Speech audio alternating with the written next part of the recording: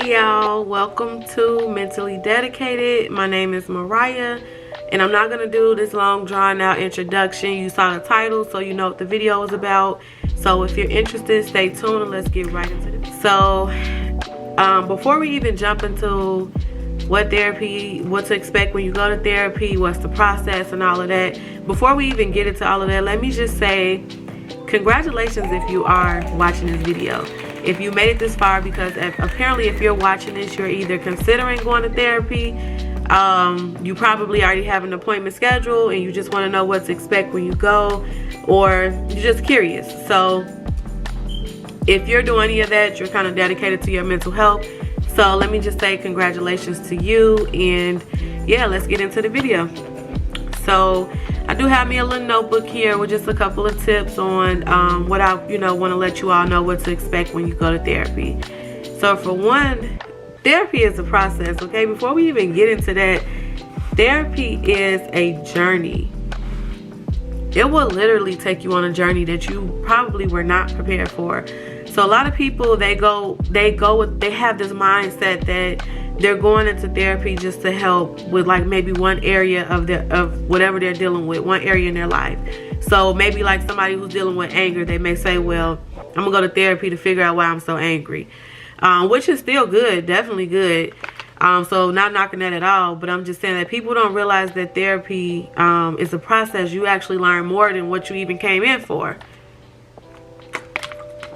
So let's just get into that you have to be prepared for the journey that you're about to go on when you actually start therapy. So the first thing is accountability. Matter of fact, I'm gonna start. I was going somewhere else with this, but I'm gonna start with accountability, because if you don't hold yourself accountable, you're not ready. Like, you are not ready if you're not going to hold yourself accountable to do the work in therapy and outside of therapy. So what people don't realize is that your therapist is not a magician. They can't just make stuff happen and fix you. Like, that's not how therapy is. You're not like laying on this couch and your therapist is just, I mean, hey, some people do have your couches where you can lay down on, but you're not just there and like, fix me. That's not how it works. What? Bro, what are you talking about, man? Your therapist is actually there to guide you. They have the knowledge, so they're there, of course, to give you the tools, but they're there to give you the tools and you have to do the work. Like, this is your life. No one has control over your life but you. So until you're ready to change your narrative and actually put in the work to do whatever it is that you're hoping to achieve, it won't work. It don't matter what therapist you see, how many you see, it doesn't matter. If you're not ready to do the work, it's not going to work. So you have to be able to hold yourself accountable. So that's number one, because your therapist will definitely hold you accountable. Any good therapist will expect to hold you accountable. So that's number one. So then also too, when I say accountable, I mean like doing the work. I mean like, don't just show up for that hour, a week, and then you're like, I'm here, let's do it. What are you doing outside of therapy? Are you doing the activities that your therapist encourage you to do? Are you actually using your coping skills? Are you doing all of these things that you are learning in your sessions? Are you doing them in your session and outside of your session? So that's what's important. So the next thing is, like I said, be prepared to kind of dive into those past traumas. You want to talk about, like, if you're there to figure out why you are a certain way, your therapist is probably more than likely going to go ahead and start, digging into the past and, figuring out maybe why you experience the things you experience, why you react the way you react, so forth. So be prepared to have some trauma come back around that you probably weren't expecting that was going to ever be talked about again. Oh, hell no! Or whatever the case may be. Now you have some therapists and some clients who are not interested in going back into the past. That's fine. Therapy is for you. This is your session.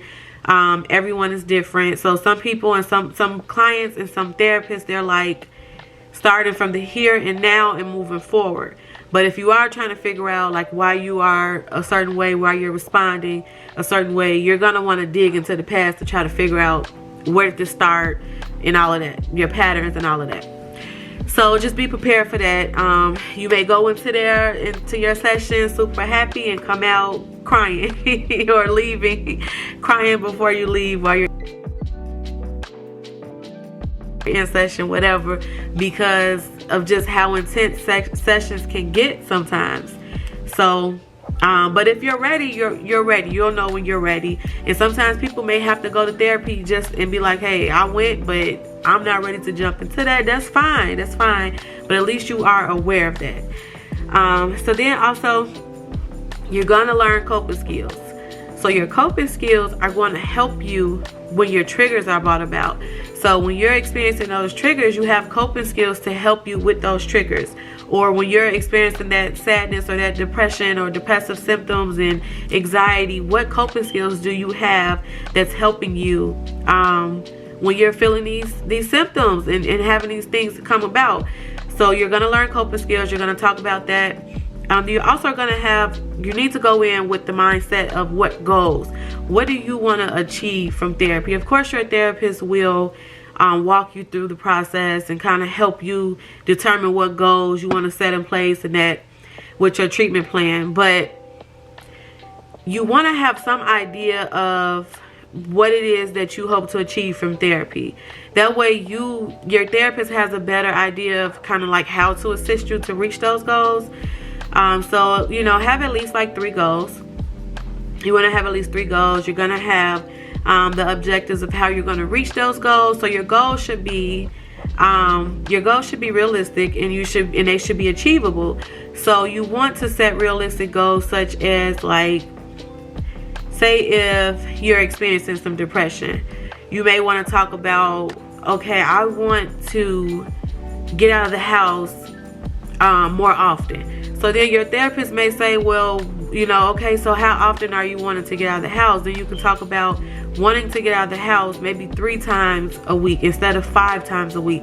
It's more achievable for you, and it's realistic. As opposed to saying, I want to lose 100 pounds, but I want to do it in a week.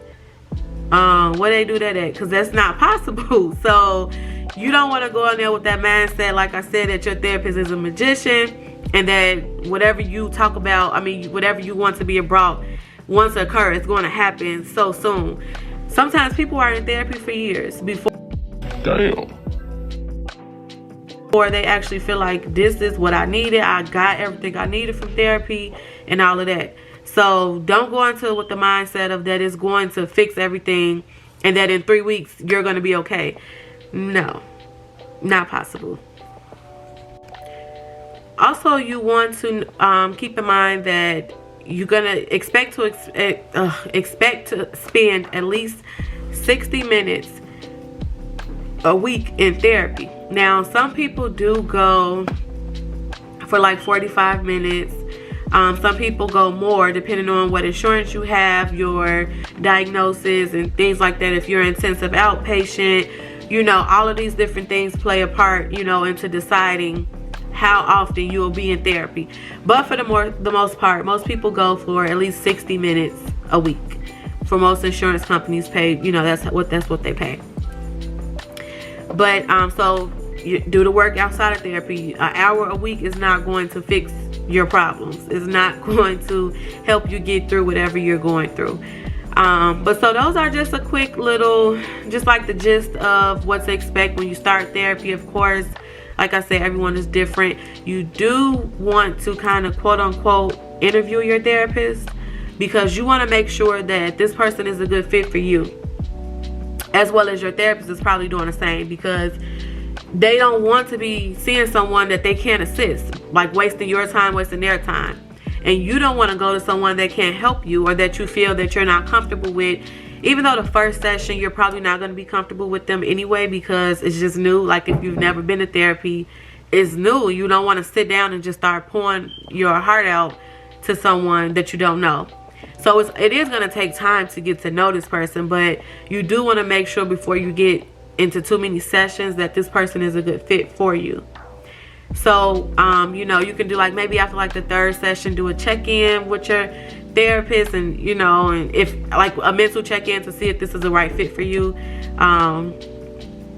and just go from there. And if not, therapists are not going to hold it against you because everyone does not mesh well together all the time. So that's fine, you know, and then they'll assist you with finding, or at least, you know, letting the company know that, you know, this didn't work out, and then you can find someone that works best for you.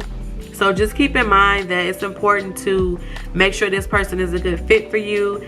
Make sure they're able to work with whatever schedule you need. So if you need after hours, that's some things to keep in mind. And then the most important, like I said, is accountability. Hold yourself accountable. But this is all that I have for you all today. I do appreciate you all for joining me, watching this video. You can expect a mental health talk, mental health tips. This is a mental health channel, so feel free to like, comment, and subscribe, and jump on my, you know, video. And see you all next time. Thanks for joining.